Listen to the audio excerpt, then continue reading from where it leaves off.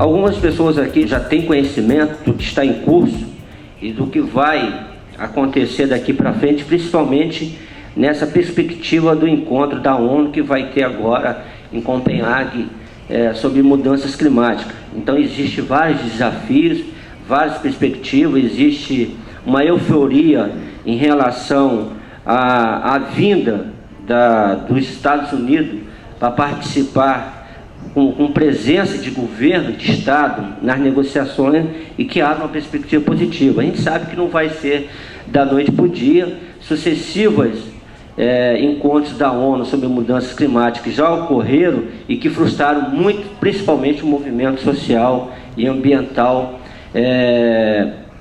diante de documentos que eram para ser mais ousados, que infelizmente ficaram aquém das nossas expectativas. Então a gente está acreditando agora que existe um caminho a ser trilhado até Copenhague, para que algumas coisas possam estar entrando na ordem mundial, para fazer mudanças reais que precisam ocorrer no quarto continente, para evitar não só as mudanças climáticas, mas também apontar caminho a novos modelos e principalmente para gerar trabalho e renda com equidade para todo mundo. O estado atual das negociações, né? A COP14 que aconteceu em Bósnia, sem texto de negociação. Algumas pessoas aqui estiveram presentes na COP14 e a gente viu que não ficou bem claro os textos que foram apresentados no relatório final. Reuniões preparatórias de negociações em 2009, que já estão ocorrendo, BON 1 e BON 2, Bangkok. 5 grandes temas de negociações que estão em curso desde o ano passado, e principalmente essa agenda desse ano até Copenhague, que é a visão compartilhada, mitigação, adaptação, financiamento, transferência de tecnologia, que foi definido em Bali. Visão compartilhada, visão de longo prazo até 2050. Exemplo, né? O aumento máximo de temperatura média global deve se limitar a 2 graus até 2050, que é uma proposta da União Europeia, com base, obviamente, no relatório do PCC. Mitigação, que é metas obrigatórias para os países do anexo 1. Porque quando você toca esse tema de mitigação, poucos países eles apontam mudança, né? Todo mundo espera que alguém assina, alguém aponte esses caminhos, né? Nenhum deles toma a iniciativa de chamar todos a assinar compromissos reais para poder implementar este programa. Ações nacionais relevantes e apropriadas de redução das emissões para os países do anexo 1. 50 países já apresentaram planos nacionais, que aí foi apresentado agora em POM. Inclusive o Brasil apresentou o seu plano nacional sobre mudanças climáticas, inclusive em Bósnia, junto com o Brasil, a China, a Índia apresentou, mas o Brasil foi o que deu um salto de qualidade, porque até então o Brasil ainda não havia definido no Plano Nacional sobre Mudança Climática metas, no combate principalmente ao desmatamento. E fruto de um diálogo que está sendo conduzido com o Fórum Brasileiro de Mudanças Climáticas, que reúne várias entidades, especialistas, governo, fóruns estaduais e municipais, pressão da sociedade, a gente conseguiu chegar em Bósnia com o Plano Nacional com metas para você reduzir o desmatamento até 2010, a chegar com 70% de desmatamento no geral até 2017. Com base nos inventários, com base na previsão do IPCC, os países do anexo 1 deveriam reduzir as emissões entre 25% e 40% até 2020. Muitas ONGs e alguns países podem maior corte de emissões dos países, pedem corte de emissões dos países do anexo 1. Porque isso aqui, na verdade, quando você põe esses números, fica uma luta, né? Quase que inglória para você tentar atingir o objetivo.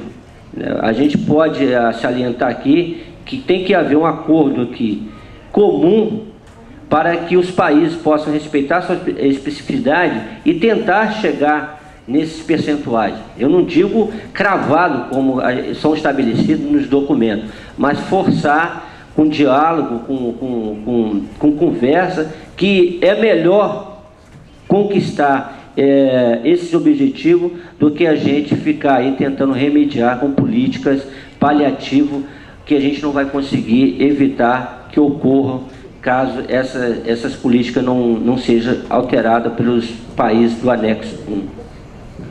A União Europeia já propôs 20% com possibilidade de chegar a 30%. Proposta da União Europeia insuficiente. Tentativa de dividir os países em desenvolvimento, baseados em emissões e processo de desenvolvimento. Cada um espera o outro dar o primeiro passo, ou seja, essa luta de você colocar numa mesa de negociação aproximadamente 200 países, dificilmente vai ter aquele primeiro colocando a cara para apanhar, né? Porque as pessoas ficam esperando sempre o primeiro a se manifestar. Então ficam os países pobres de um lado olhando os países ricos para ver o que eles vão fazer. A mesma coisa fica os países pobres tentando, os ricos esperando os pobres fazer alguma coisa para ver o que os ricos vão fazer. E aí fica uma mala correndo de um lado para o outro para ver onde tem dinheiro para poder sanar a sangria, o déficit, a miséria que assola principalmente os países não do anexo 1.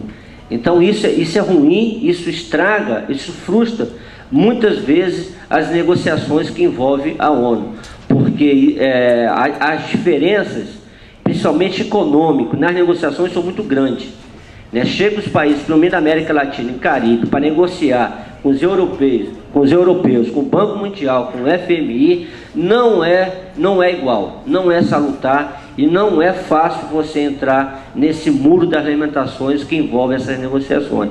Então eu acho que a pressão da sociedade, ela contribui muito para que os governos, os diplomatas, os ministros de Estado que vão lá assinar documento, se atentem aos desejos da sociedade para um mundo melhor.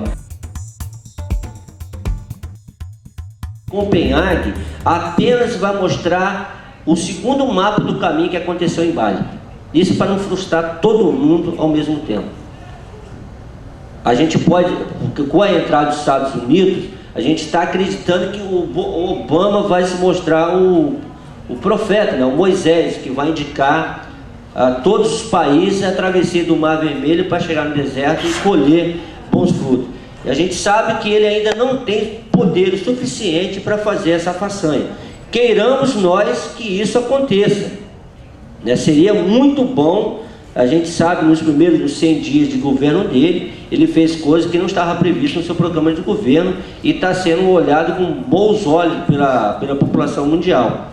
Ao mesmo tempo, principalmente em relação ao modelo que os Estados Unidos têm e a pressão financeira e armamentista dos Estados Unidos, dificilmente o Barack Obama vai conseguir se livrar desse poderoso dono do planeta para poder mudar a relação diplomática dos Estados Unidos. Mas, quem sabe, a gente está diante aí de uma possibilidade e a gente não pode descartar dela.